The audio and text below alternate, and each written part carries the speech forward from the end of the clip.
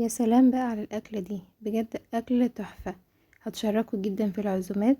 الفراخ هنعملها بتتبيلة مميزة جدا هتخلي الفراخ طعمها تحفة. وكمان الرز هنعمله برز مصري عادي، بس كأنك عاملة رز بسمتي بالظبط. تعالوا نشوف القمر دي عملناها ازاي مع بعض.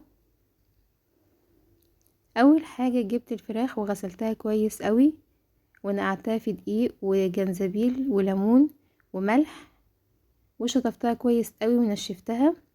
وهبتدي افتح كده فيها فتحات، وافتحها كده من جنب العظم علشان تستوي معايا كويس. وكمان التتبيلة تدخل جوه اللحم، واللحم من جوه يكون واخد طعم التتبيلة. هبتدي افتحها كلها بالشكل ده كده. طبعا انا هنا استعملت وراك، ممكن تستعملوا وراك وصدور، ممكن تستعملوا صدور بس، ممكن تستخدموا فراخ كاملة زي ما انتوا عايزين. تعالوا مع بعض بقى نشوف التتبيلة اللي عملناها. اول حاجة جبت بصلاية وهضيف عليها طماطمية وقرن فلفل حامي. تعالوا بقى للبهارات. طبعا هضيف معلقة من الملح، نص معلقة صغيرة من الفلفل الاسود، مع نص معلقة صغيرة من الكركم، معلقة صغيرة من البابريكا، ربع معلقة من الجنزبيل، ربع معلقة من السمان، نص معلقة صغيرة توم باودر، معلقة صغيرة كركم وبهارات فراخ. وطبعا لو مش موجود اي مكون من البهارات دي تقدروا تستغنوا عنه طبعا. واضيف معلقة كبيرة من الباربيكيو صوص، بيودي التتبيلات في حتة تانية خالص، بيكون طعمه حلو قوي. ودي معلقة صغيرة من العسل، هو متكتل معايا بس بسبب الجو. ممكن نضيف معلقة صغيرة من السكر، واضيف معلقتين من الخل وعصير ليمونتين. دي كده التتبيلة معانا. هنبتدي نخلط المكونات كده مع بعض. انا عايزاها تتخلط كويس قوي وتنعم معايا بالشكل ده. ضربتها كده كويس قوي. وعلى فكرة انا بحب الكبة دي حلوة قوي كمان. كده التتبيلة بقت جاهزة معايا، اتفرمت معايا كلها وبقت بالشكل ده كده. هبتدي اضيف التتبيلة بعد ما خلصت على الفراخ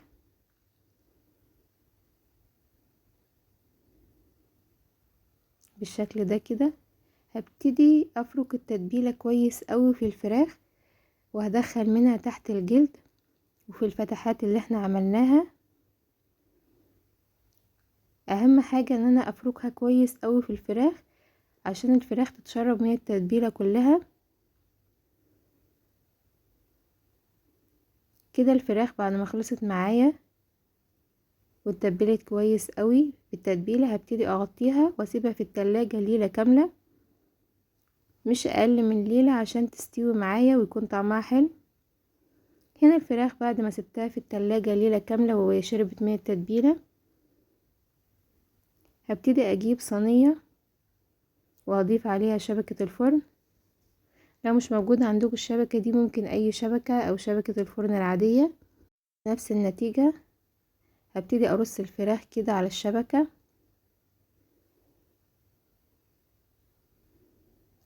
وهقفل عليها وهدخلها الفرن في الرف الوسطاني. في الاول هحط التتبيلة اللي بقت معايا في الصينية، اسفة، التتبيلة اللي بقت معايا هحطها كده في الصينية، واكون مجهزة معايا مية مغلية او مية سخنة، وهنزل بيها فوق التتبيلة كده في الصينية. ده بيساعد معايا ان الفراخ لما تنزل السوائل اللي فيها الصينية ما تتحرقش.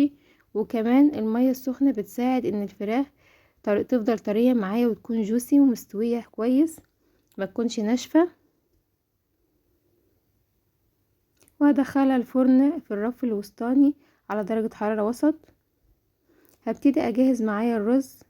حلة على النار، هضيف عليها معلقتين 3 من الزيت، وهنزل بالرز على الزيت كده. وبعدين هضيف معلقة كبيرة من الكركم، عليهم معلقة من الكاري، وطبعا هضيف الملح والملح طبعا حسب الرغبة، نص معلقة من الملح. واكون برضو مجهزة عندي مية مغلية وهنزل بيها على الرز، وهقلبه كويس قوي في البهارات والمية عشان كله ياخد لون واحد. اول ما الرز يغلي معايا ويتشرب المية ههدي عليه النار واسيبه يستوي. بقى نجهز الشعرية، برضو حلة على النار هضيف فيها معلقتين 3 من الزيت يسخنوا، هنزل عليهم بالشعرية معايا. وطبعا هضيف معلقة من الملح، وطبعا بضيف الملح علشان الملح بيساعد ان الشعرية كلها تاخد لون واحد. وهقلبها كويس قوي لحد ما تاخد معايا لون.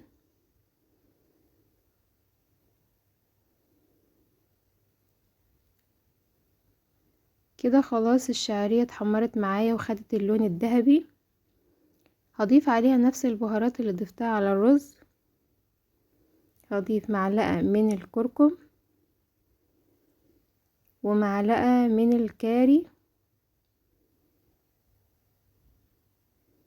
لو عايزين تضيفوا كمان ملح حسب الرغبة، بس احنا ضفنا الملح في الاول. ممكن نضيف كمان نص معلقة من الملح. واكون مجهزة برضو مية سخنة وهنزل فوق الشعرية بالشكل ده. كده المية تغطي معايا الشعرية. اول ما تغلي معايا هدي النار واسيبها تستوي.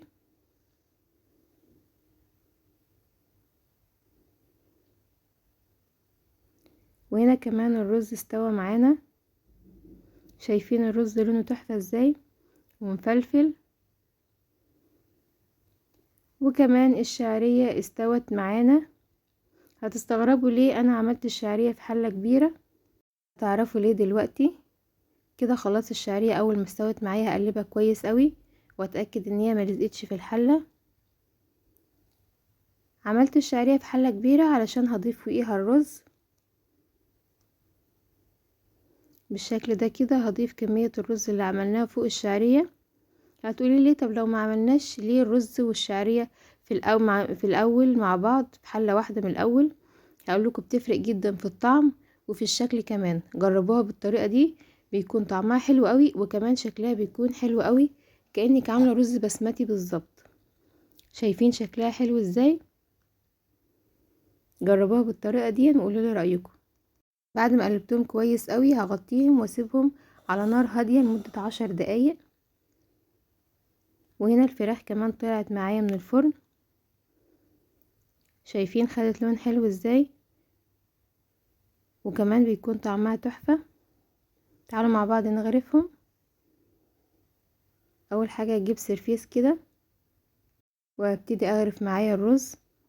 وكمان الرز ده ممكن نضيف ليه لحمة معصجة او لحمة مفرومة متشوحة، او لو عندك قطع من الفراخ ممكن تشوحيها تديلها تشويحة وتضيفيها للرز بعد ما تقلبيه مع الشعرية، بيكون طعمها حلو جدا. ممكن تضيفي كمان مكسرات زي ما انت عايزة. الرز ده بيقبل اي حاجة، واي حاجة بتضيفيها بتضيف للطعم كمان. كده بعد ما غرفنا الرز هنبتدي نرص الفراخ فوقيه بالشكل ده.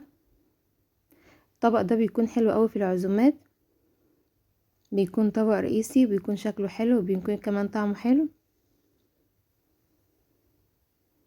جربوه وقولوا لي رأيكم في الكومنتات.